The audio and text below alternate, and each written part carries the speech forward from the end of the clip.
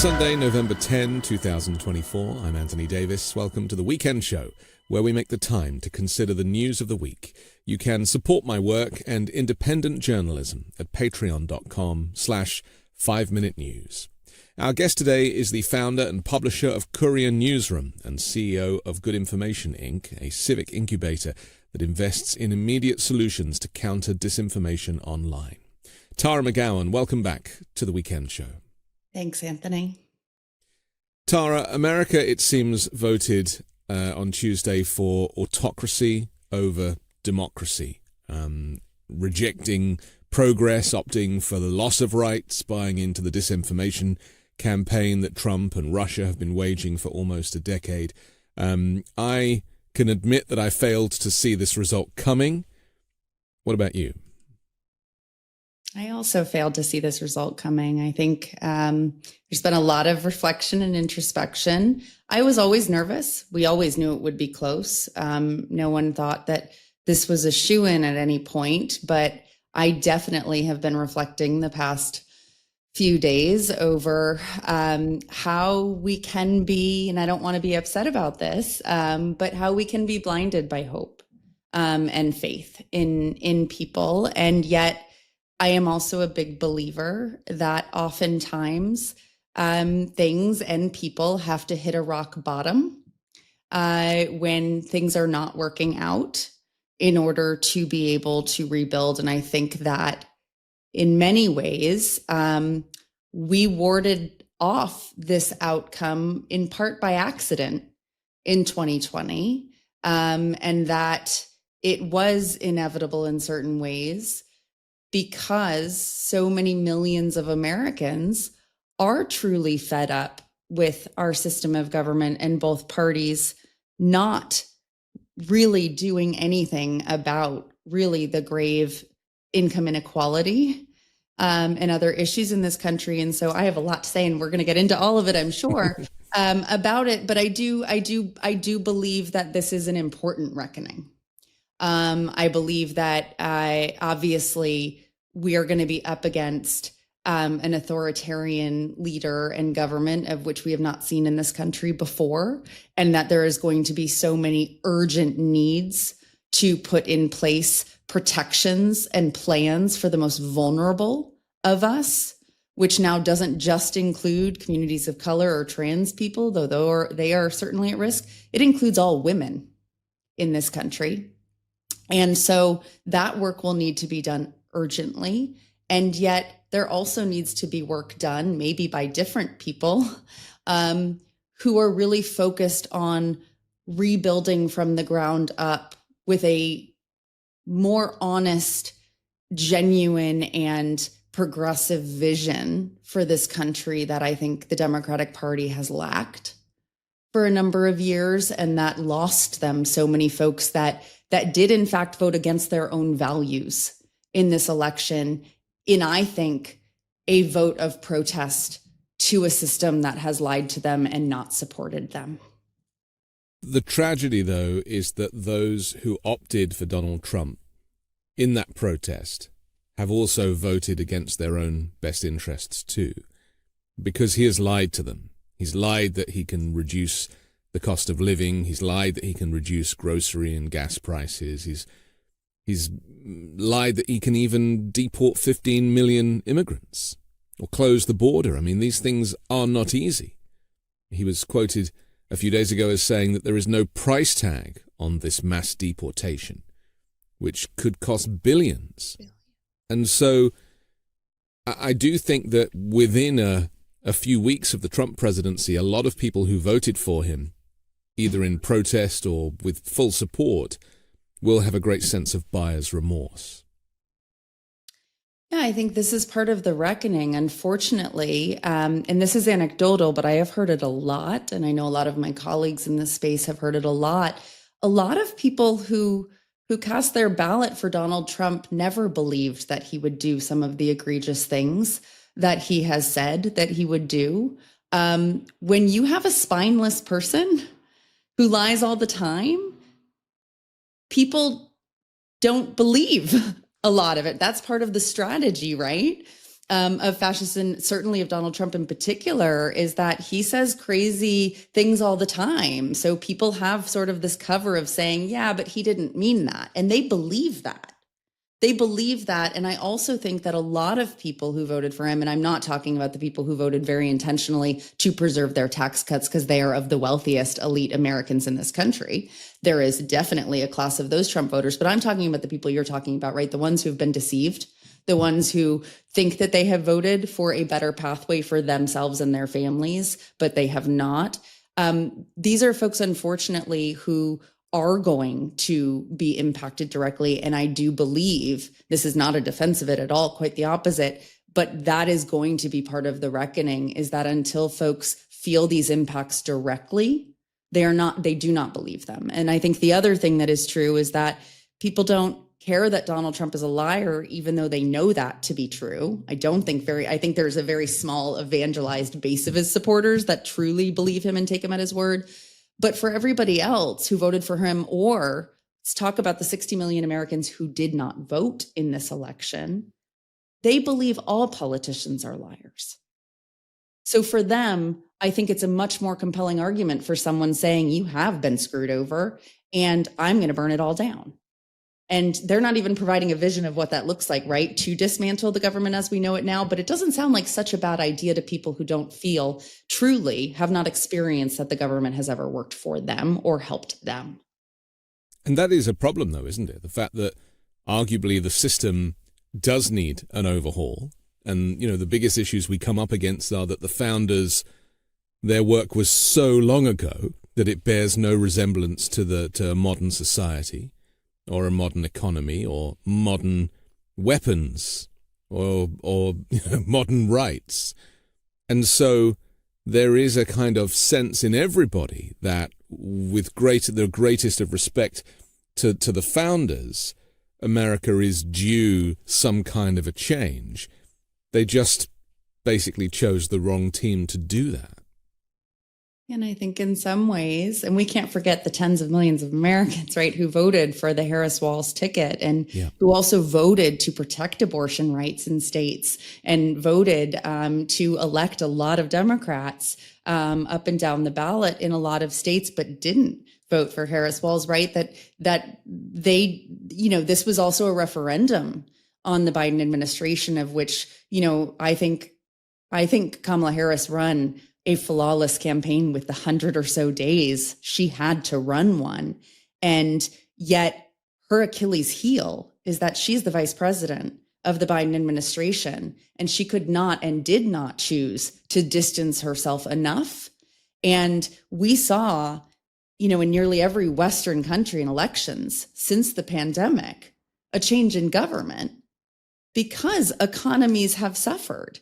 So despite the fact that the Biden administration, the Biden-Harris administration, created the best soft landing for an economy in the world after an unprecedented pandemic, inflation was still something that people felt, right? They felt better financially during the Trump years because of Obama and because of the policies put in place in the Obama administration. But memory is short, nuance is lost, context is lost among most people who do not engage with politics or political information in their lives for good or bad reasons, right? Or neutral reasons. They're just living their lives. And so we have seen this throughout history, right? That Democrats come into office to clean up the mess that Republicans have wreaked on our economy. And then they get voted out because the changes take a while to take. Republicans take credit for those changes when they do hit people's pockets, and then they screw it up again, and we're back at square one. So that's not actually that different, unfortunately. It is really devastating that we could not overcome that, given the work that the Biden-Harris administration did to solve this economy. But I will say that, the messaging over the soft landing, over immense job creation and growth, over the GDP, right? These things do not relate to people in their daily lives. They don't answer the question of, what are you doing for me? They're very, very highbrow, right? They're economic policies. Whereas Trump in his campaign said, we're not going to tax overtime hours. We're not going to tax tips. And you know what people think when they say that? I know how many overtime hours I work every week. I know exactly how many dollars that puts in my pocket. Oh, yes. where it's like you say, we're going to go after corporations that are price gouging, and that's why your milk and your eggs are so expensive. There's too many dots to connect there.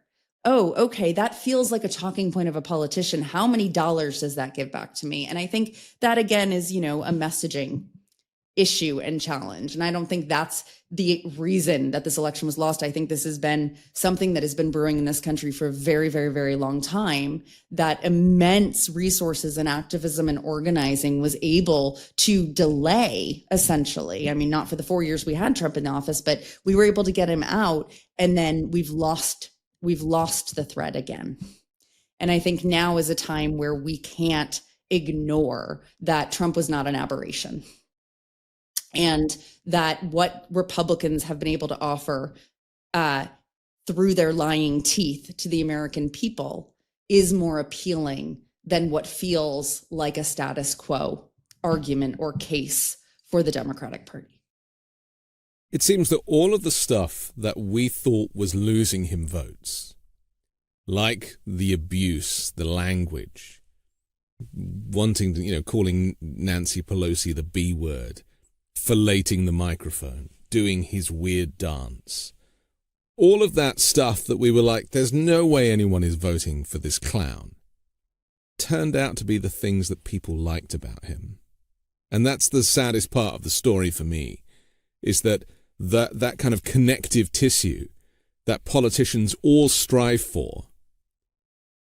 I've kind of analyzed it as maybe the Harris campaign was too holistic, and Trump's was much more specific. So I struggle with this too. I don't actually believe that a lot of people like him for that. I think that they dismiss it. I think a lot of people don't actually like it, but that's not what's important to them, and that's not what triggers their emotional vote, right? Because we do need to remember that our votes, like most of our actions as human beings, are rooted in our emotions and our emotional responses. And I do not believe that there are very many people in this country that voted for him because they like him or agree with his character, if you can call it that.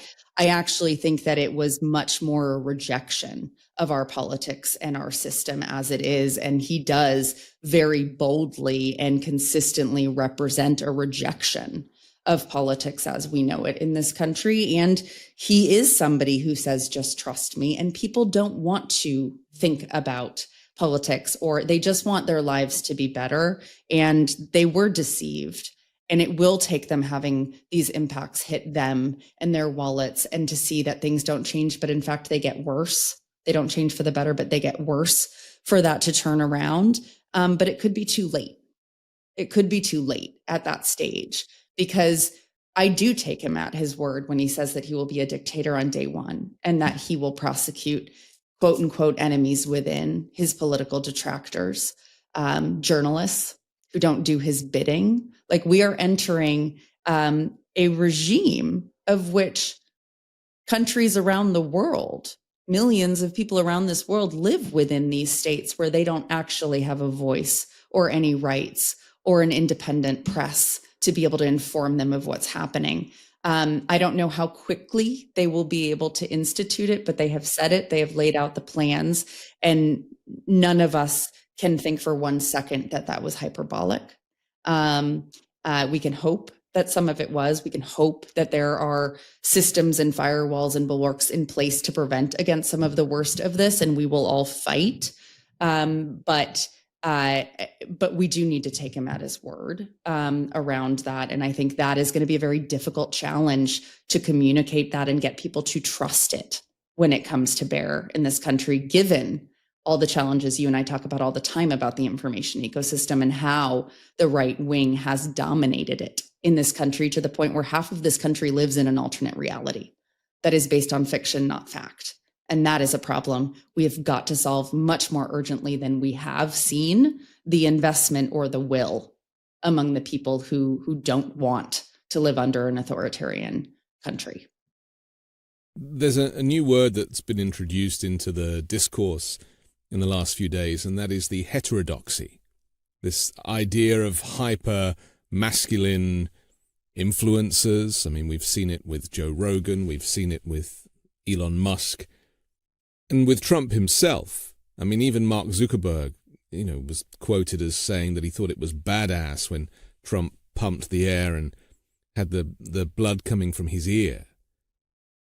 This is one of the explanations for the exodus of Democratic votes, is that these men felt like maybe there wasn't a place for them in the Democratic Party by nature of a female leader, but also so much talk about protecting women's rights, about protecting trans people's rights, and maybe it is said that the Democrats might have dropped the ball with young men.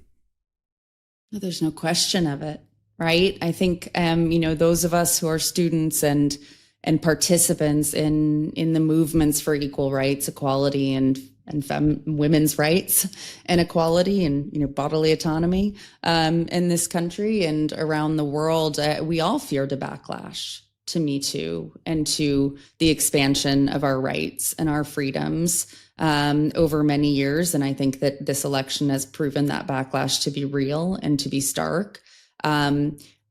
We've had these conversations before, Anthony. You know that I came into politics and government over the issue of reproductive rights and freedom when I was a young woman. And I mean, it is so unnerving to see the gender divide as we've seen it. And yet we do need to be very clear-eyed that men, and I think it's probably around the world, but certainly in America, they are struggling and not knowing where they sit, what role they play, when their nature and the nature of traditional gender roles is that they are the protectors and the providers. And in a country where women are increasingly going to college at higher rates, graduating from college at higher rates, are the breadwinners now at higher rates in this country, for them to feel like their role has been taken away or replaced, but not knowing what role they then play, of course, there is immense feeling of loss and grief and anger and confusion. And Republicans so smartly and so quickly understood to fill that vacuum and to give them, as they often do for any class of people they want to manipulate and bring to their side, gave them an enemy, gave them a villain to point to, right? Gave them a space to say, your feelings are valid. And we're not gonna do that. We're gonna go back to a place where you had power, where you felt powerful at any cost. And that is appealing. And it's not appealing to all men, right? There are so many good and feminist men in this world and in this country. And yet they also don't necessarily know what space to have, right? All men, I think, felt shamed by the Me Too movement, whether or not they played any role in perpetrating those kinds of abuses against women, especially young men who were raised right in like young men who came of age during a Me Too movement that, I will say it, there are a lot of people on the left that use shame and blame in a way that alienates people and especially alienates men. And that's not going to do us any service to get to the country and to the relationship of equality that we actually want to see. And so I think that there is an immense amount of work to do. And I think that men have to be the ones to step up and do it. I don't think that it's going to come from women. And I think that is a really, really, really large task. And we need to see leaders in the progressive movement in the Democratic Party, male leaders, step up to the plate and take that on, because the vacuum that has been left by Democrats not addressing this growing issue and challenge and bleeding out of men of all races away from the Democratic Party, they really need to dig deep and listen and learn and support the healing of that, because that vacuum has been filled by very machismo, toxic men that are giving them a home and a purpose and a space to feel validated with these feelings. And those men all seem to have a podcast. And we're hearing that this is now going to be the age of the podcast, because the mainstream media has very much failed in its role to hold Donald Trump accountable. I mean, I don't remember hearing anybody say, but your tariffs are actually going to cost consumers more. Very basic language that he was never really held to account over. And so these young people who do have these podcasts and these self-proclaimed white supremacists, the Nick Fuentes, for example, Trump connected with them in a way that Harris didn't. She opted not to engage with these, because this is the way people are getting their media these days, like it or not. And it seems that there was a lot of the disinformation was spread on a platform that was kind of maybe unnoticeable to the Washington elite, because they don't engage with these types of shows, but they do garner huge audiences, not least the Joe Rogan show, which is arguably the largest podcast in the country, and Trump spoke for 3 hours on that show. Now, most of it was garbage, but people seem to be impressed by his stamina and commitment, including Rogan, who then fully endorsed him and had Elon Musk on a day later begging people to vote for Trump. I will tell you, it didn't go ignored in the Democratic Party, but I will say that I heard many insiders and strategists say that, well, at least young men are the least likely to vote in this country. So let's just all hope that all this focus the Trump campaign is placing on reaching young men, the only demographic he has any ability to gain new voters within, really, although that wasn't true in the exit polls we've seen. We'll talk about that, I'm sure, but that hopefully that they just don't turn out. So there were conversations, there was acknowledgement of how aggressive the Trump campaign and Trump himself was being to reach new audiences of younger men in particular through these podcasts, through these content creators and influencers. And yet it just wasn't taken as seriously as it should have been. And also there just wasn't a strategy. There was no strategy put together to deploy to reach this audience. This audience was not an audience that folks cared about. And, I'm less concerned. I will admit very honestly, I was making, half jokes, half serious comments for a long time about how, I thought that we should suppress young men in general from communications in hopes, because I didn't think that we had any runway to be able to bring them along into the Democratic movement, given how deep rooted and emotionally driven I think are missing where they are and where they were politically was. And yet I also believed that women would turn out at historic rates because of the attacks on our reproductive rights and freedom in a way that would be decisive. That is where I got it wrong. And that is they did turn out. They just voted for Trump. Well, correct. Millions of white women in America turned out and voted against their own values for Trump. And that is one of the hardest pills to swallow from the outcome of this election, certainly. And that's another area where we have to do a lot of deep reflection and understanding in order to figure out how the movement and the party got this so wrong. Because I will say that we were not wrong to believe this was possible. You looked at the turnout in places, red states like Kansas and Ohio, where women turned out in record numbers to vote to protect their right to abortion in those states, but it was not connected to a candidate or a party. This is a Democratic Party problem with voters. It wasn't about that. And I think it again gets to the point that millions of Americans don't actually believe, because Trump is so spineless, that he would institute a federal abortion ban in this country. And they don't succinctly connect the dots to the Supreme Court and Dobbs to Trump himself, even though he took full credit for it. And Democrats tried to bring those quotes and those video clips to voters. I don't believe people think that he will actually pursue that. And so while they would turn out and vote for an amendment in their state to protect their right to abortion, they would also very, very, very happily vote for Trump. And I think that's concerning. And that comes down to the information ecosystem. I also think that the broad immunity that the Supreme Court gave him, the timing of that almost gave him license to claim his innocence. So to the voter, to some voters, they may be like, well, the Supreme Court said that he is immune, which also means that he is right when he says that all of these legal cases were a witch hunt against him and politically motivated. And actually, the most Supreme Court has basically said, no, you're free to go.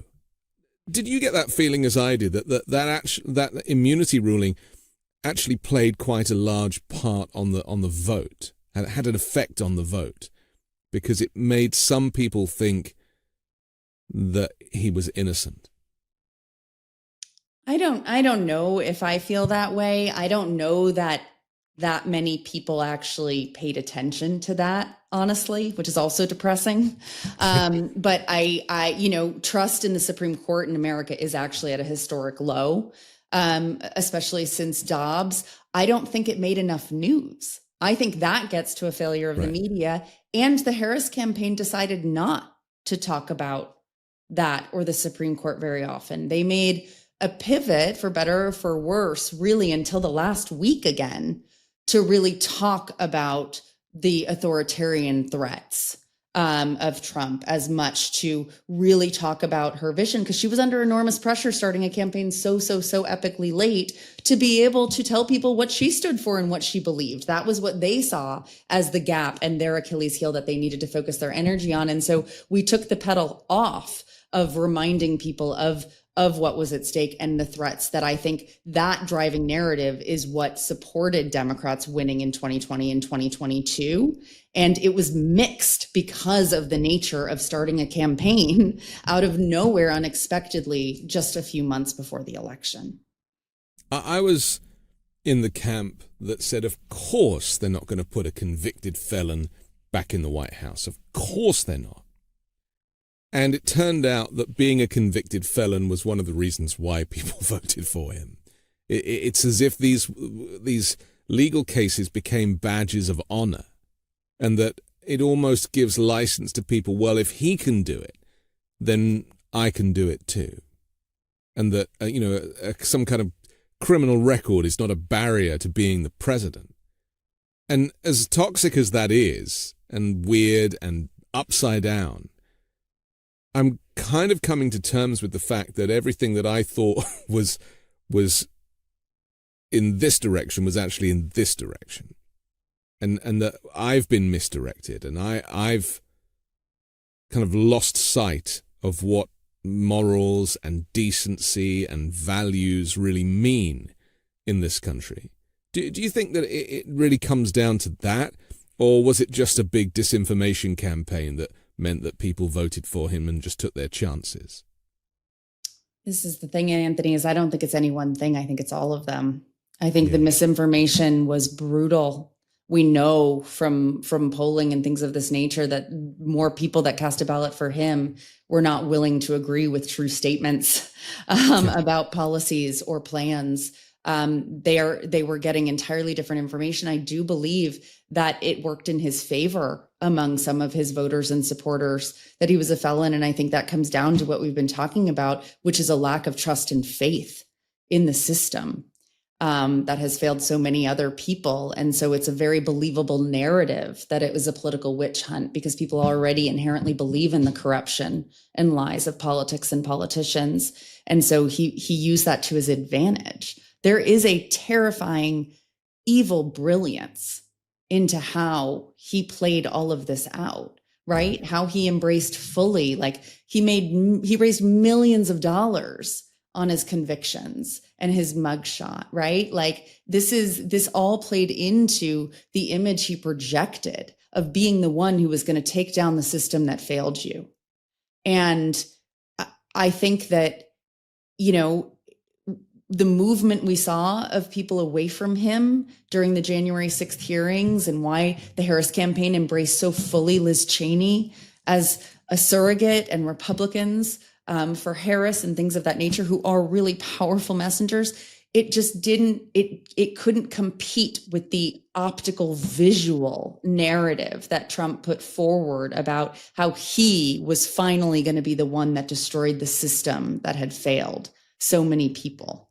And once again, these people are going to be failed by him and hurt financially and physically and otherwise by him and his administration. And that is sadly what it seems like is going to take for them to know that he lied to them.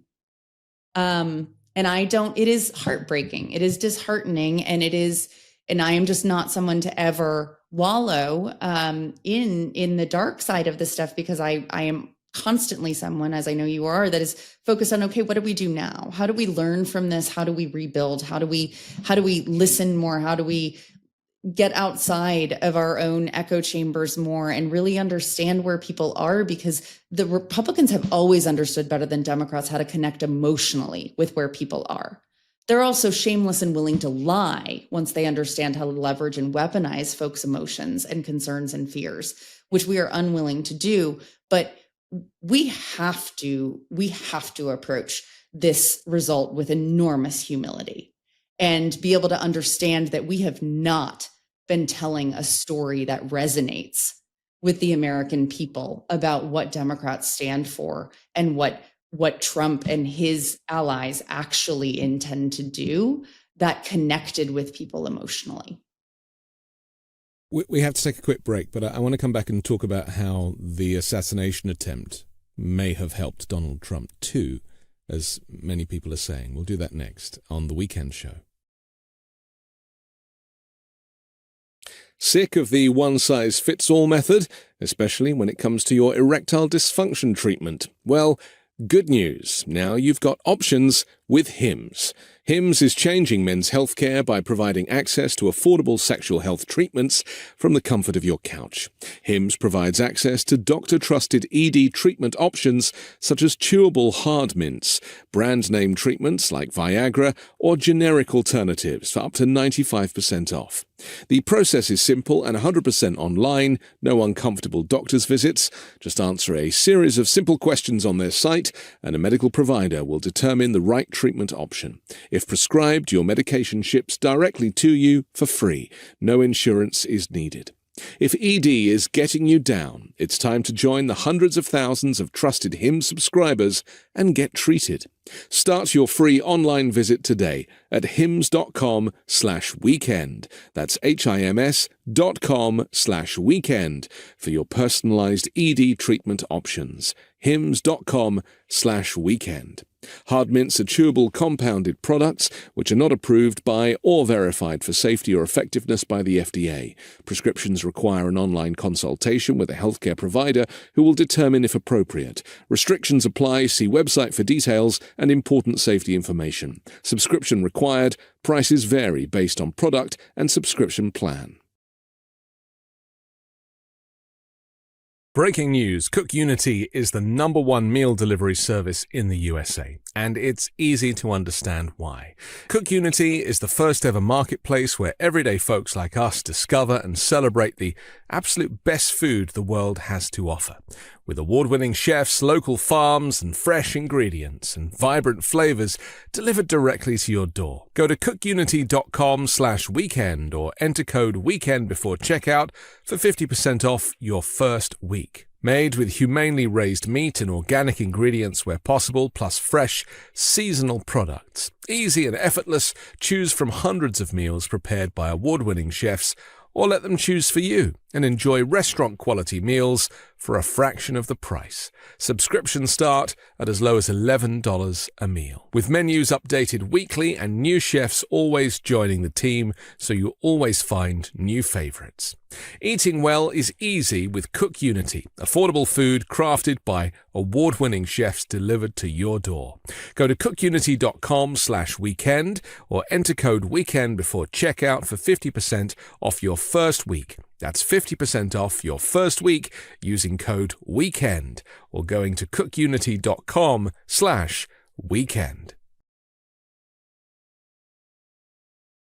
We're back with Tara McGowan here on The Weekend Show. I'm Anthony Davis.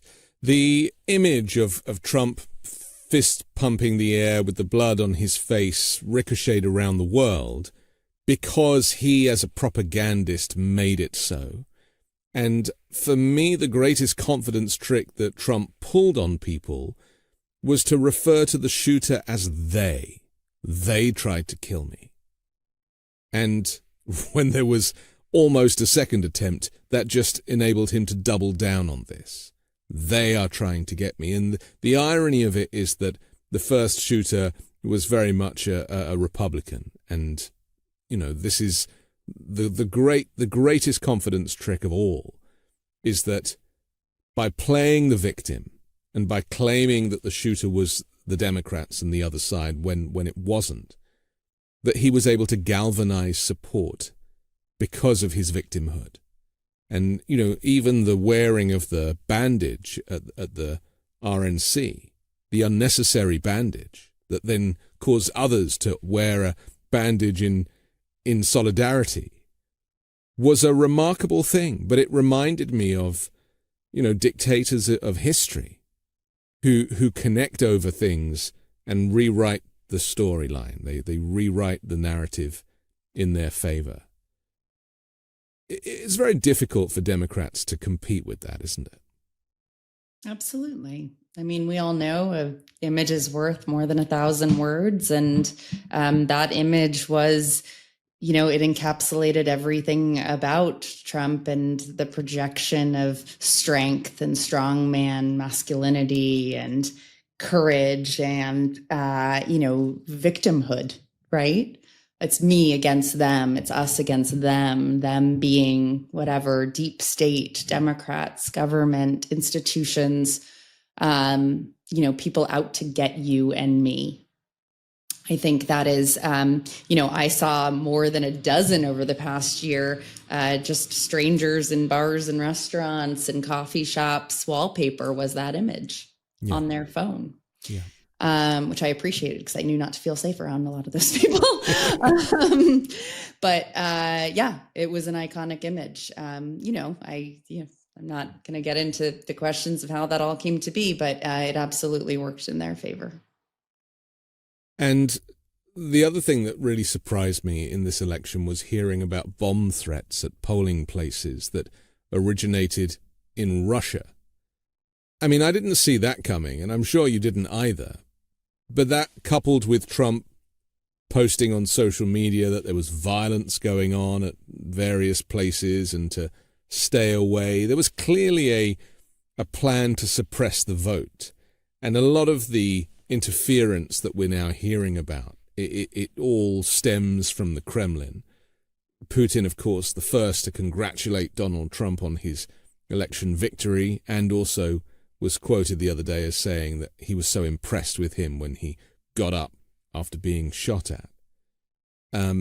This is the new leadership style for America, isn't it? That the oligarchs are going to be taking over. And I include Elon Musk, who is looking for a place in the administration and was even on the call with Trump and Zelensky on Thursday. I mean, that is, from the off, should be concerning for everybody. And yet that's the new reality. It absolutely is. And I, you know, have a few theories, but one of them that I have is that I think Trump was as surprised as all of us that he won fairly in this election.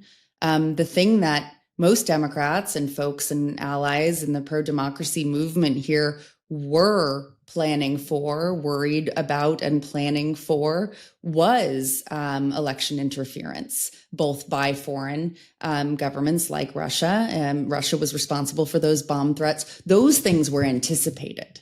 You know, creating chaos and confusion. And those bomb threats did shut down polling places in Georgia that did lose time and votes, right? And even though the hours were extended, of course, that has an impact. It didn't have an impact on this election, but that is what was expected. That was what I had the most fear and anxiety over, wasn't that he would win fairly.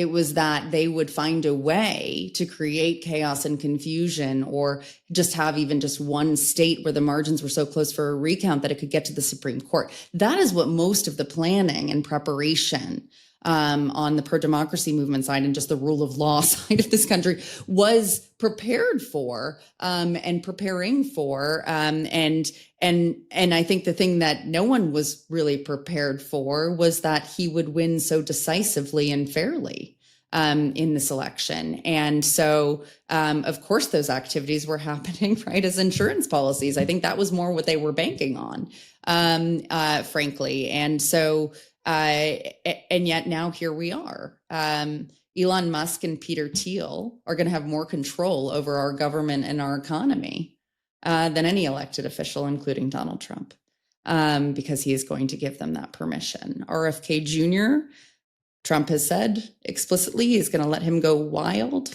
over our healthcare systems and our regulations that keep people safe and healthy in this country. I mean, this is going to be, if they do everything that they have said that they will do, this is going to be the darkest period in our country's history since slavery.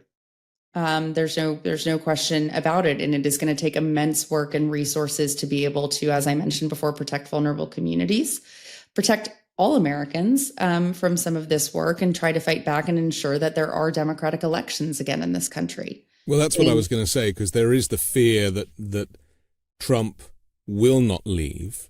And last week he was quoted as saying that he regretted leaving the White House in 2021, and that he should have stayed.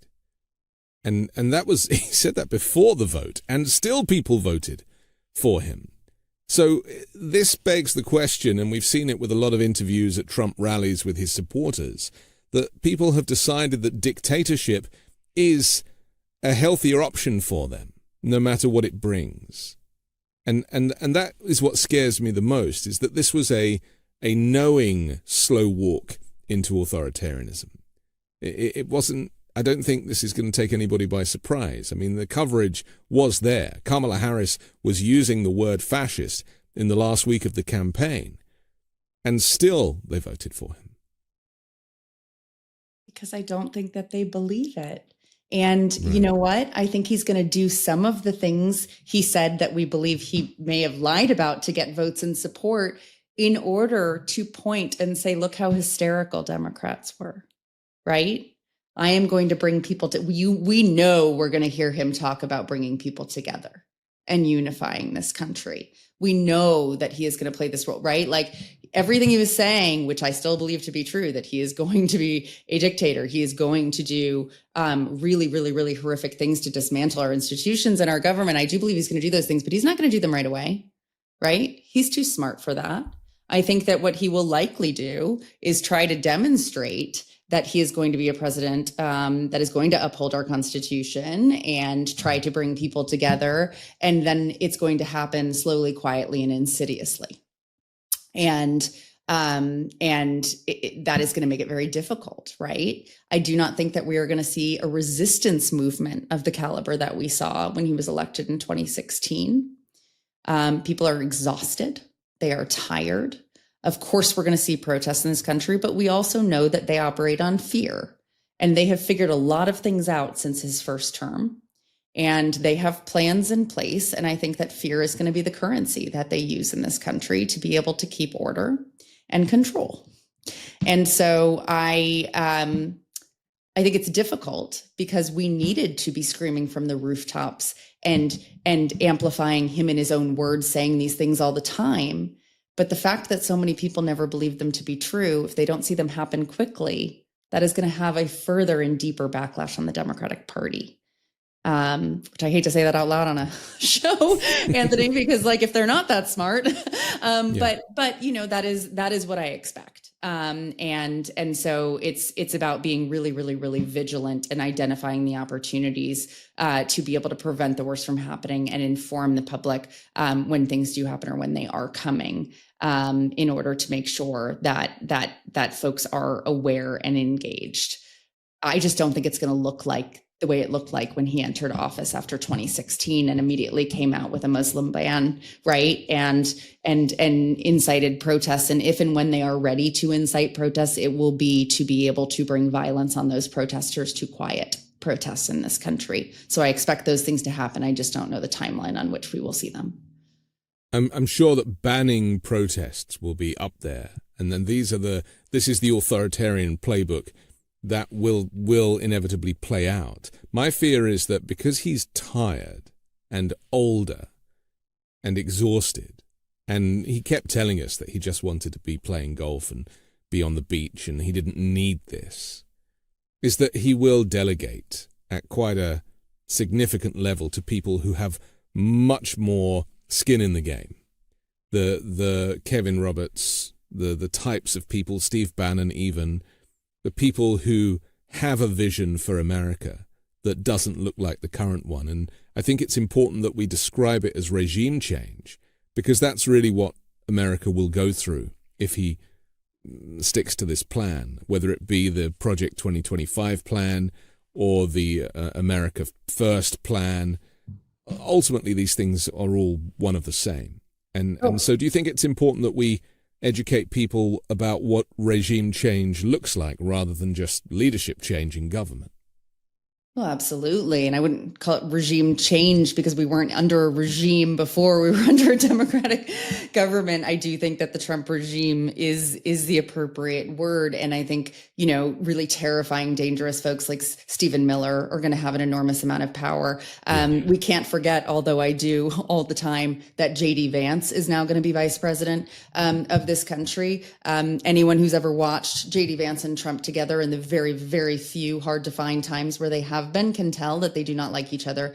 Trump does not like or respect JD Vance. And the reason that JD Vance got on the ticket was a deal that was clearly cut with Peter Thiel and Elon Musk in order for them to fund the campaign and be able to be given the unfettered power and authority they're going to have over massive parts of our government and government contracts that they will very corruptly benefit from. JD Vance is young. We know that he's a skilled liar. We know from the debate, right? He can put on a great show and make people feel like he is trustworthy. And then when he is on those podcasts we were talking about earlier, he will say the true things that he feels about how women are less than, about how people without children shouldn't have the same rights to vote. He is very dangerous. He is in the pocket of Leonard Leo, who is the mastermind behind the rigging of the Supreme Court and other courts in this country, who is of the Federalist Society, who very much is a true believer in taking away women's bodily autonomy and rights and putting them back into the household. He's a Christian nationalist. He wants a Christian and religious state and government in this country and has billions of dollars to put towards that effort and has been instrumental in Trump's rise and the rise of the MAGA movement across the board in this country. And so it does not start or end with Trump. And so I agree with you. I do not think Trump will be an acting commander in chief for very long, if at all. I think that it is the team that has come in that has absolutely no morals, no values, no empathy for people who are not like themselves. And that's what scares me most, because I knew that JD Vance wasn't going to go anywhere if we were able to get the Harris-Walz ticket over the line in this election. And that, he is young and he is charismatic. He's the successor, isn't he? Deeply dangerous, and he is the successor. Yeah. And I refer to him as a shapeshifter, because he's changed his identity so much in the last decade. And if you look at the videos of him criticizing Donald Trump, I mean, the guy is almost unrecognizable. And he converted to Catholicism in 2019, from being an atheist, apparently. So, that is quite the religious switch. He does not believe in the separation of church and state. And I think that is very much a theme of a lot of these people, is to blur that line, and so much so as to really bring down the Department of Education and start to indoctrinate children in this kind of far-right Christian nationalist movement from a very early age, which is, typical in these extreme church communities. But I feel like that's something they want for the nation as a whole. Absolutely. It's already happening in so many red states, right? Prager University, which is an entirely MAGA propaganda machine that is also a tax deductible nonprofit organization, is now creating curriculum for universities and high schools across the country. The book bans that we've seen upheld in states like Texas, in Florida, right? Like there are so many millions of Americans that have already been living in Project 2025's America that is now going to be expanded really quickly and without much accountability or conflict because, we Democrats lost everything. They lost the Senate. They're very likely to lose the House. There will be no checks and balances on this government. And that really is the most important point to communicate, is that the guardrails that we often refer to, as in the separation of powers, the multiple branches of government, none of that will count from January onwards, including the Supreme Court, who of course have laid their cards on the table too. And there's a good chance that he'll replace 2 Supreme Court judges with younger, far-right Christian nationalist white supremacists to double down on these opinions for the next 40, 50 years.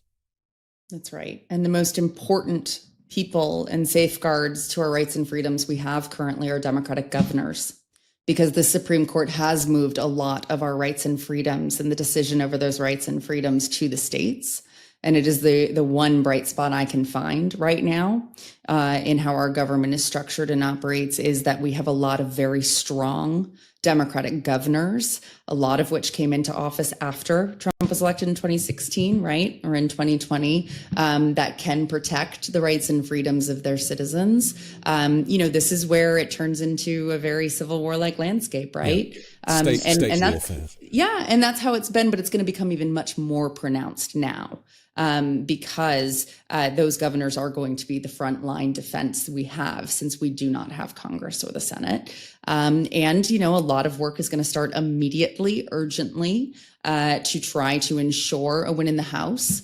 A very scary thing for me is that we do not see a path because of demographics and the electoral map to get the Senate back for quite some time. But having the House back can help a great deal in terms of accountability. And we're just going to have to see leaders really, really, really step up in a way that we have not seen. And I think that we're going to see new leaders emerge in this moment. And we're going to see a lot of cowards, frankly, in the Democratic Party and progressive movement, hopefully fade to the backdrop because this is going to be scary. People are going to have to take greater risks to speak out and to lead. And so it's going to be a really true test of character and leadership that folks are facing right now. Why didn't Biden say any of that stuff in his speech a few days ago, where he just talked about congratulating Trump and the peaceful transfer of power? Would you not have wanted the president to offer some kind of public service announcement in that moment and just say, look, we know that your rights are at stake and we're going to do everything we can between now and January to fix that? Something? Because I was disappointed. I wanted more from our president in that moment. Yeah, I might be defending him too much because I don't know the reason, but my suspicion is that he wanted Kamala Harris to be the voice of that. And I thought her concession speech was quite strong and quite explicit that she was not going anywhere, and that this fight just needs to get more aggressive over the coming months and years to protect her rights. She said all of those things, I think, quite well and quite forcefully in her concession speech. And I think he saw his role and has seen his role more related to legacy of upholding the Constitution and the role, as he has always seen it, of the presidency and the responsibility of being able to turn the temperature down, which has been true to his brand and his career, his entire life, his political career.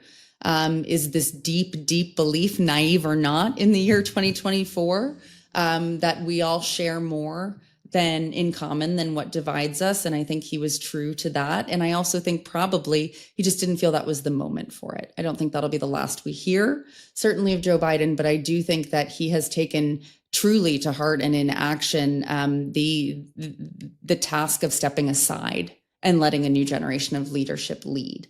And I personally, I know I'm not alone, I fell in love with Kamala Harris this campaign. My God, did she rise to the occasion, and would I follow her into the fire? Like, I think that her political career is not over by any means.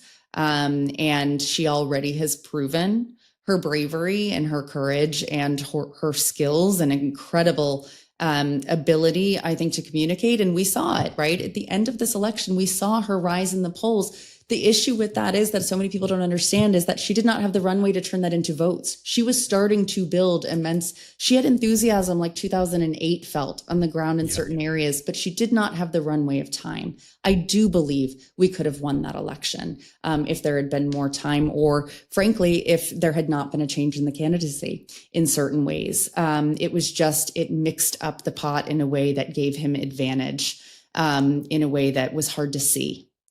Very hard to see. We shouldn't forget that she got 68 million votes. Yes. And that, that is a feat in itself, especially with just a 100-day campaign.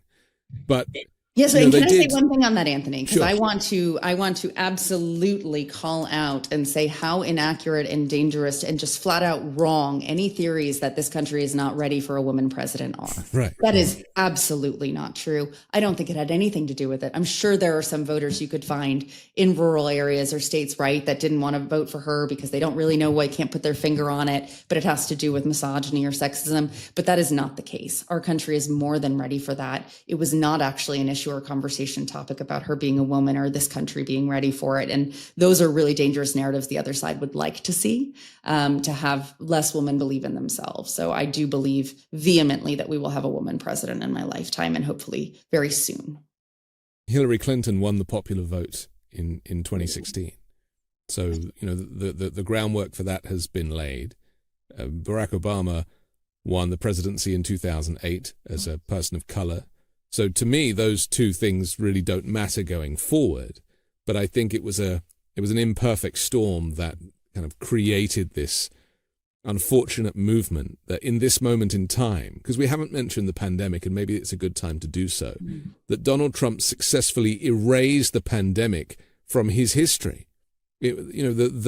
All this talk of, the cost of living was much better under Trump, ignored 3 years of mask wearing and lockdowns and isolation and COVID testing and vaccines. I mean, it's remarkable, isn't it, that the American people were so keen to forget about the effects of a worldwide pandemic, worldwide inflation, worldwide supply chain issues. Amnesia, it just disappeared from the equation. That's right. We heard about Trump amnesia all the time, but actually it really was COVID amnesia because people did feel not safe and did not trust him to lead the country at that moment. That did play a massive role in the reasons that he lost, among other reasons. But I do think, I'm not a psychologist, but I think collective trauma, right, leads to that collective amnesia, and he benefited from that quite a bit. It's so interesting, isn't it? Because it was the biggest thing to happen to all of us in our lifetimes. And, I had young kids at the time who were having to do remote school, and they, eventually when they did go to school, they were meeting their classmates for the first time that they'd been Zooming with. I mean, it was so weird. And yet that has been conveniently forgotten in favor of Donald Trump, as you said earlier, who inherited Obama's strong economy in 2016 and managed to rewrite the history timeline for people. And they bought into that. I mean, it's not just selling a lie, but it's also using hope to make people fill in the gaps of what really went on. And maybe that was a mistake of the Democratic Party apparatus to actually not remind people as much about that period of time and our collective experience and trauma and how scary it was to have him at the helm, which we know made a difference, and instead chose to remind folks mostly of the insurrection, which also played a bit into his strength, I think, unfortunately. Talking of the insurrection, we should not leave out the fact that Jack Smith, the special prosecutor, has effectively shutting down his investigations, and this is happening, in fact, with all the legal cases that Trump was facing, where he was finally being held to account. There's a lot of criticism of the Attorney General Merrick Garland, where people are saying, why didn't he prosecute Trump the day after January 6th? When it was so clear that he'd incited this riot, the fake electors scheme, and everything that went with that. I mean, it is such a blatant abuse of his role that he swore an oath to, and yet it seems that there is no legislation in place to prevent him from running for election again, and he did, and he won. For whatever well-intentioned or strategic reasons that decision was made by Merrick Garland, and I do believe it was made by him, it only reinforced a belief that I think a lot of Americans share, that Democrats are impotent or weak. And that binary between strong man and buck the system, rid of the system, and we're going to play by every rule and, in fact, be overly cautious to not stir the pot because emotions and temperatures are high, and we are not going to be the party that further divides, just played into this feeling that they were not up to the fight to be able to build a government that actually, takes chances and risks and makes real systemic changes to how things operate to help people. Do you think Biden regrets not replacing Garland? Because, Garland is a conservative, ultimately, and, with a small c maybe, but he plays his cards quite close to his chest. He's a traditionalist. He missed out on a Supreme Court appointment. I mean, there's a lot of history there, isn't there? There is a lot of history there, but once again, I think that Biden and his administration decided to really focus on the very, very, very urgent crises in front of our country. And they did a phenomenal job doing it, but they didn't communicate it in a way that resonated people. And they did not understand necessarily how deeply affected the American people have been by a system that hasn't supported them. And just the cherry on top that was very visceral for so many people was how costs have become too high. And housing is no longer affordable, right? And that this party and this president, who no one could question is the best president when it came to supporting labor unions and workers' rights in that respect, did not tell a story, right? I think they were once again focused too much on policy solutions and bipartisan policy that they could pass, which they did. They got no credit for that. They didn't get any credit for that.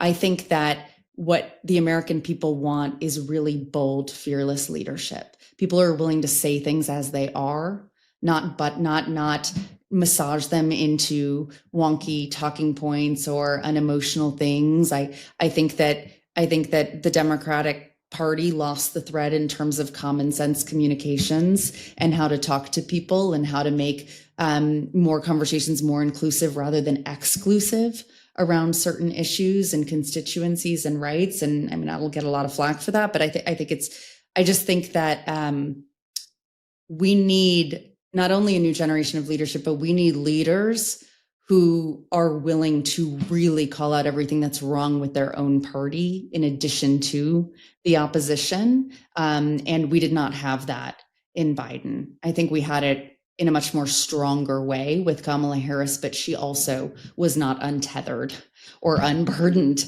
by the administration she was the vice president in.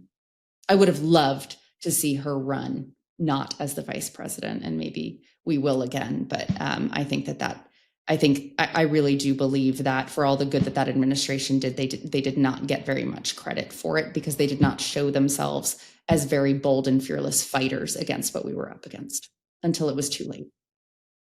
It was almost an impossible task, really, to take on the Trump movement that had almost a decade of misinformation and propaganda behind it, to kind of come and deal with that in such a short amount of time. So I completely agree. We have to take another break, but I want to come back and talk about what's next for the Democratic Party, and indeed for people who voted for Kamala Harris. We'll do that next here on The Weekend Show. There's a lot happening these days. It can feel especially stressful or even hopeless when things are outside of your control.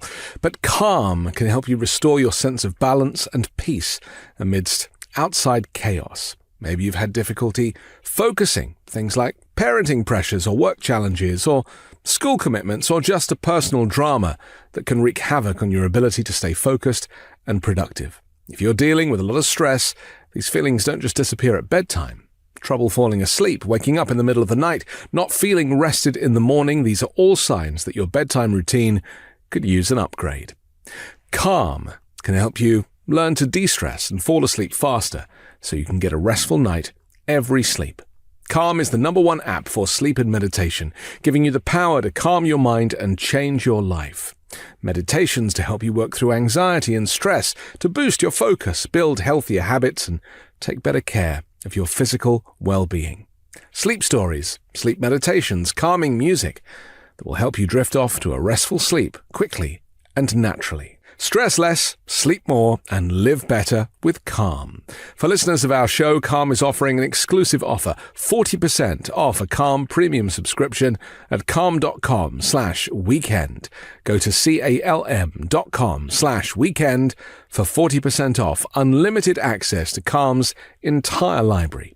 That's calm.com/weekend. We're back on The Weekend Show with Tara McGowan. Tara, we're all feeling a little numb. And I think that people might not understand what that numbness is. And it's not just about Kamala Harris losing the election, but it's a numbness for the social groups who will suffer under a Donald Trump presidency, many of whom voted for Donald Trump unwittingly. Minority groups, women certainly, LGBTQ plus people, but also immigrants who he claims he will deport en masse. And the logistics of that I don't quite understand. I mean, maybe he'll force the military to come and deal with that. I don't know what that's going to look like. And I'm pretty terrified as to A, where are they going to go? B, what's it going to cost? And C, will families be separated, as is typical with a Donald Trump administration? But what we're left with now is also, through this, the finding the strength to pick ourselves back up as pro-democracy people.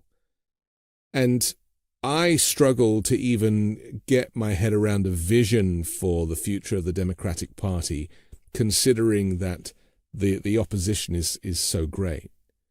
What do you think it looks like? Where do we start?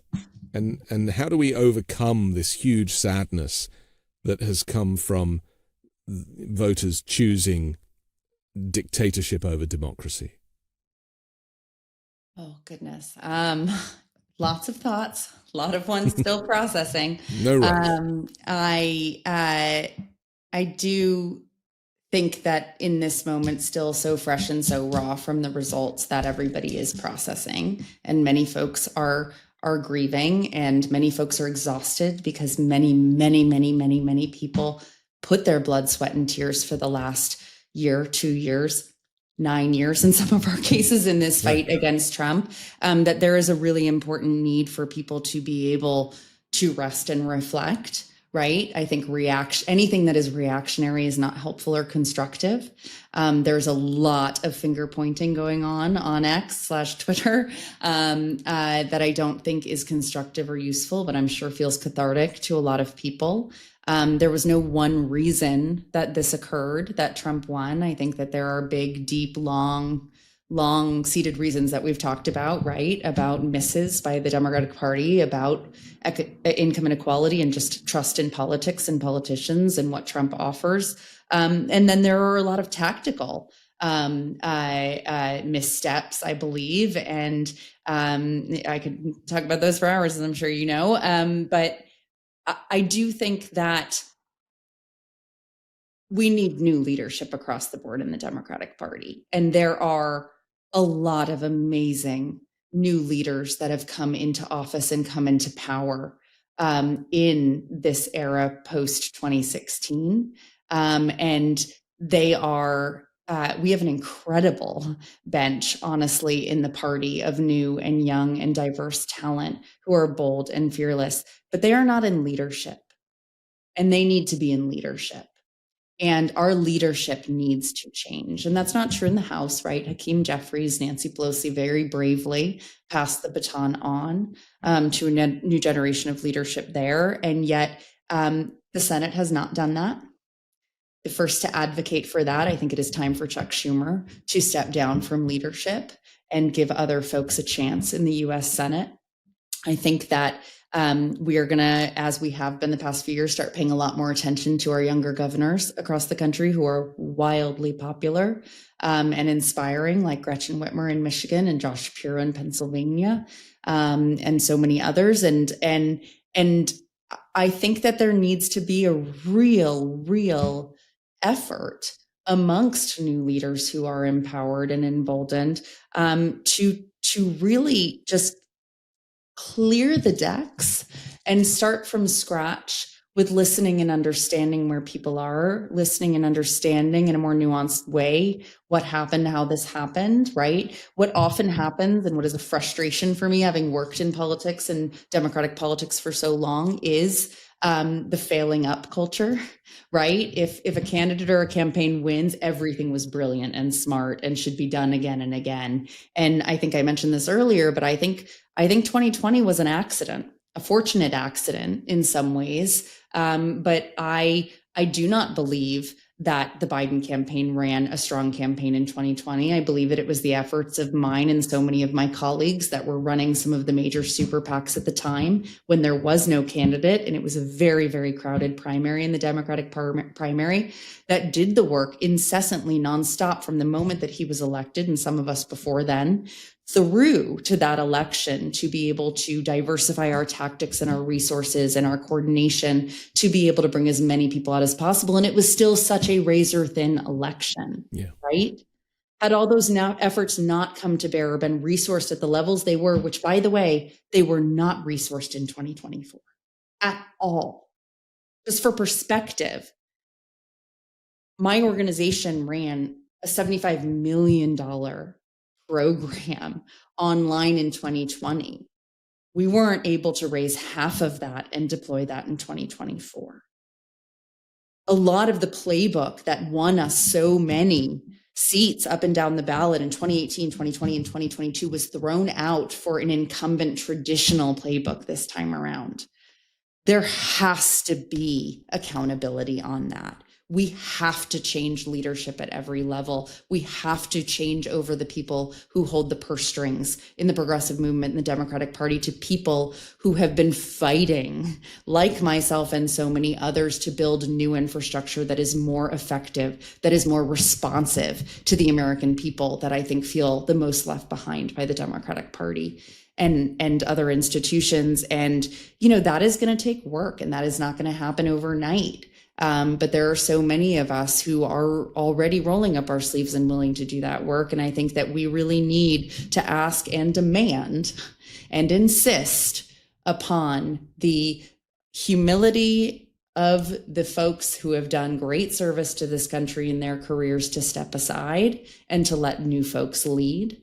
And I think that, donors will play a role in that, who do have power in a system of government where we do not have campaign finance reform, as we know. But there needs to be a upheaval and a transition in terms of who has power and access to power, to be able to rebuild a vision and build a new vision for this country, and a story, frankly, that espouses all of the values that Democrats have always held dear, and the work that they do on behalf of the most vulnerable communities. But the story has not resonated, and we need a new story, and that story needs to be told by new leaders. And I think that is what we will see over the coming months. Because there was no shortage of revenue. I mean, Harris raised over $1 billion, which is unprecedented. But the use of that money, putting it into traditional media, TV ads, I mean, people don't really watch television, let alone the ads.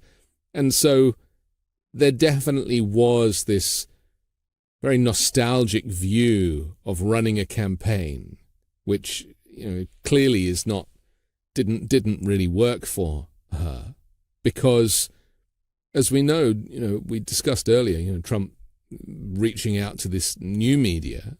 We shouldn't even call it new media anymore. I mean, that's a bit of a dated phrase in itself. But the way that we all communicate and the way that we are all connected does not have a huge amount to do with these traditional methods, even door knocking, which Kamala Harris was doing in Pennsylvania on the final day. Donald Trump didn't do any door knocking. He subcontracted it, and it never really happened. And yet he still managed to secure a win. Yeah, I am worried about the lessons that will be learned or not learned from this election. I do want to say, I do not think organizing is dead. I think that the Biden campaign knew that there was low enthusiasm for him, so they didn't build a field infrastructure like Obama intentionally, because they didn't think they would have the volunteers to support it. And suddenly the candidate changed, and there was immense enthusiasm, and they didn't have the infrastructure to expand to bring those volunteers in until the very end, right? I also was knocking doors for the campaign in Philly, North Philly, on election day, and there was palpable enthusiasm on the ground, but they just didn't have the timeline. So I do think we need to be really careful. This was such an unprecedented election, and there were decisions made when Biden was at the top of the ticket that did not serve Kamala Harris at all, but no one could predict that at the time. But to your point about the media, this is really important. And I am seeing this in a lot of the takes, but I see it in the takes all the time when Democrats lose. Why isn't there a progressive media in this country? Why have we let the right wing build this media and define the information landscape? And hello, I try so hard not to get a chip on my shoulder in these conversations, Anthony, as I know you do too, because I've been beating this drum for 10 years. I've built the largest progressive news network in this country that is scalable and growing fast at Courier. We are doing this work. Could we have had an even larger impact? Oh my God, yes, on this election. But we were given pennies to the dollar, if anything at all, by the folks that funded, to the tune of $1 billion, traditional tactics and advertising programs that ran tested ads that were wildly out of touch with where the American people were emotionally, because they tested well in binary tests by data gurus. If I can't even get into all of the things that are wrong with our playbook and the decisions made around investing and embracing new media models. And I hope that this is the final nail in the coffin on this idea that legacy media and advertising is enough to be able to earn trust and drive message to increase voter turnout. That has to die. That belief system has to die. I will make it my mission, as it has been, to ensure that it does, because we have the resources to be able to have a robust, massive, and effective media ecosystem and infrastructure in this country that holds Trump and MAGA accountable and does not ever betray our values and our commitment to truth and our ability to be able to tell the truth and uphold the truth without dividing or sowing confusion or chaos, as the right does, to be able to manipulate the masses. We don't need to do that, but we need the resources to be at scale that we have not received. And I will tell you, we have been building Courier for 5 years. We are not starting from ground zero. We have over 4.5 million subscribers across the 11 battleground states where we have newsrooms. We have nothing but opportunity and ability to scale and grow quickly. We just need resources to do that. And those resources need to come with a commitment by donors and investors who are wildly pro-democratic and share our values, but they need to stop asking what other return they're going to get, because I guarantee you that argument about why did Elon Musk waste so much money, lose so much money on Twitter, I'll tell you exactly why. It had nothing to do with money. Elon Musk is the richest man on the planet. Elon Musk could become a trillionaire, the first ever trillionaire on this planet. Elon Musk did that very strategically to be able to have a propaganda machine. And that is how he used it, and that is how he will use it. Where are our investors and donors and patriots who understand that the only way to win and maintain power in this country is to win and maintain control over the information ecosystem to make sure that truth is the thing that reaches most people's news feeds and phones and television sets? And that we are not there yet. We are not close to there yet. And we need to catch up very, very quickly. It's interesting how even Trump has managed to convince people that the media is funded and run by the left. And the left are complaining that the media is funded and run by the right. And so there is this kind of miscommunication about who runs the media. And you're right, we might not have really understood why Elon Musk wanted to spend $44 billion on Twitter a few years ago, but now it makes perfect sense. And, he hasn't changed his politics in the last 6 months. He's always been that guy. He just kept it on the lowdown. And so now that he's kind of created this huge level of support, I mean, he is seen like a superstar, showing up at the rallies, jumping up and down, and now being on the phone with Volodymyr Zelensky with Donald Trump. I mean, that just shows what kind of administration we have to look forward to. And we do need to start referring to these people as oligarchs, because that's what they want, ultimately. And, oligarchs, from my history in London, were buying up newspapers decades ago. And, we were wary of that. And it's important we don't consider the phrase oligarch to be kind of exclusive to Russians, even though the Democrats could take a leaf out of Putin's PR playbook and find out how he managed to communicate with so many voters. Because clearly the tactics that they are using are far more effective than the traditional media that the Democrats are playing catch-up with. These are incredibly dangerous men who are motivated by greed. It is in their self-interest that they care about political power. It is not actually outside of Leonard Leo, who I mentioned, right, who is backing and has been instrumental in the Supreme Court rigging. But when it comes to Elon Musk and Peter Thiel and Donald Trump himself, they are motivated by greed and self-interest. That is why they wanted political power. We will see more corruption, if we can see it, if we can shed light on it, than we have ever seen in this country, in terms of where government contracts go, in terms of decisions related to the economy, because it will be decided by people who literally benefit financially from every single one of those decisions they now are at the table to make and influence. And this is the greatest error the folks who voted for Donald Trump have made without knowing it, is that they have given power to people who will only take more from them and on their backs to be able to benefit themselves, because they will protect themselves as they do mass deportations and close the border. And as climate change and the impacts of that become far more severe here and around the world, and we have massive refugee crises and massive humanitarian crises, they will be fine, because they will have consolidated so many resources and power on all of our backs. That is what we are up against right now. That is what we have to try our best in all of the ways, using all of the tools and weapons available to us to prevent. That is the task ahead. We haven't mentioned climate change, really, and nor did Donald Trump, funnily enough. we've now voted in a climate change denier into the White House at a most critical time for world temperatures. And, this last year was the hottest on record. This year is going to be even hotter. There is, so much evidence confirmed that we have almost passed that point of no return. And I even heard a story that the latest COP meeting that's taking place in the Middle East, there was a secret recording that showed that the organizer is doing a deal with fossil fuel companies already. I mean, the corruption surrounding and the lobbying surrounding fossil fuel, that is very much in Donald Trump's back pocket. And he promises to drill, baby, drill. But that, again, it's so very sad in this moment, isn't it? That really climate change now is just going to go on ice, if you'd pardon the expression, for the next 4 or 5 years. Yes.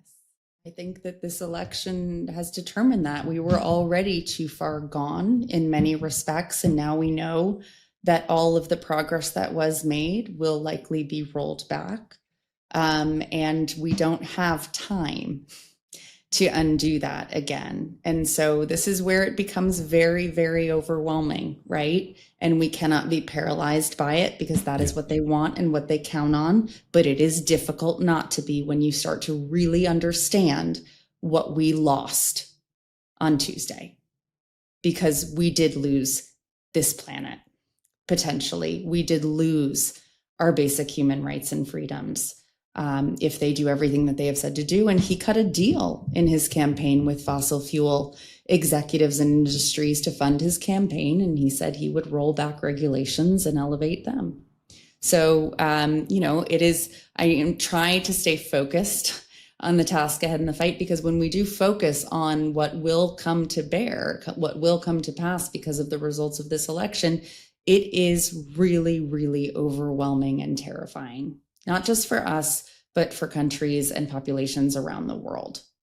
And we just have to stay clear-eyed and vigilant and count on the fact that there are more good people in this world, and that they will fight back when these things hit their lives, which they inevitably will. And we have to be able to be there to help channel that and organize with it. But this is the scariest moment certainly I've ever experienced in our country.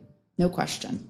It's like a wake-up call in a way, isn't it? And, if we can put any positive spin on this, it basically is telling all of us to not take anything for granted and to kind of presume that everybody is good and everybody has good intentions for the planet and for minorities and for women. It simply isn't the case.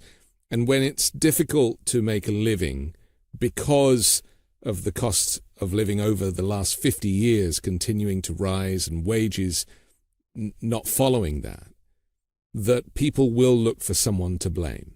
And for me, this all comes down to economics. All of these decisions have come down to the fact that the rich have got richer, the poor have got poorer, and the Democrats did talk constantly about expanding the middle class, maybe to the detriment of the working class. That is accurate. And I think that I very much believe that we get the democracy we deserve. And I very much believe that for all of the 60 million people who were eligible and chose not to vote in this election, and the millions of people who voted for Trump because they didn't think it mattered anyway, and that maybe this guy will change the system that hasn't worked for them, there is going to be a very, very, very harsh awakening in reality when they experience what their lives are like under a system of government that is an authoritarian regime in a planet that has been just absolutely given away in a bribe to the fossil fuel industries that are actively destroying it. And this is really, really sad, but I do believe it deep in my soul that people have to experience these things to learn or to understand. And so that's what we now are stuck with. We have prevented it, the worst, and now it's here. And, the thing that drives me is that we need to shed light on every single bit of it. and make sure that we bring people along and be really, really, really, we need, this is not just a selfish or shameless plug, but we need to change the information ecosystem, because as long as people are believing the lies and the deception and they are under that manipulation and that power, we don't stand a chance. We don't, because they don't need to, as we just learned on Tuesday, they do not need to eradicate democratic elections in this country if they have just deceived the majority of Americans to vote on their false agenda that they've sold them. And so we have to do all of these things at once.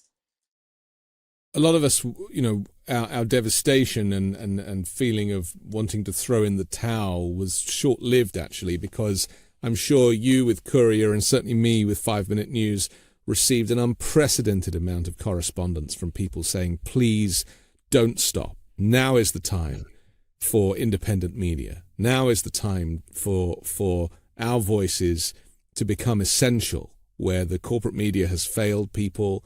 People don't really know where to turn. And with your newsrooms and your correspondence and your excellent journalism and Midas Touch and any of these groups that have really kind of galvanized pro-democracy support, we are needed now more than ever.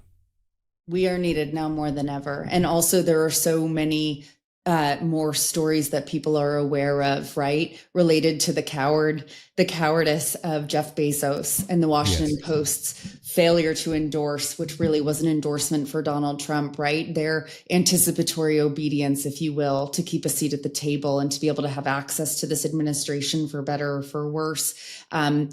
We need to have alternative media that is brave and bold and unabashed about our accountability work in journalism. And we need to get bigger and we need to get louder and we need to be operating at a scale that has not been funded or imagined, frankly, by folks. And that needs to be funded by everybody. That is a big shift for us, right? We relied on investors and donors in the movement really to build Courier. And I'm so proud of what we've built, but this can't be done by them alone, especially if they are timid. This has to be a project of the American people to be able to help us all grow and to help new models like ours come onto the scene, because I couldn't agree with you more. We have never been more essential and more necessary. And we are the ones who are not going to cow to them when it gets really hard and when the threats are becoming very real, because this goes beyond. We are not here for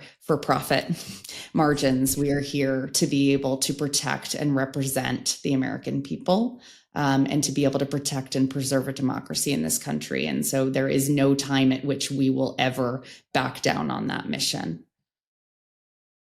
It's an important message to end on. We have to finish, but for now, Tara McGowan, thank you for joining the Weekend Show. Thank you, Anthony, and for everything you do.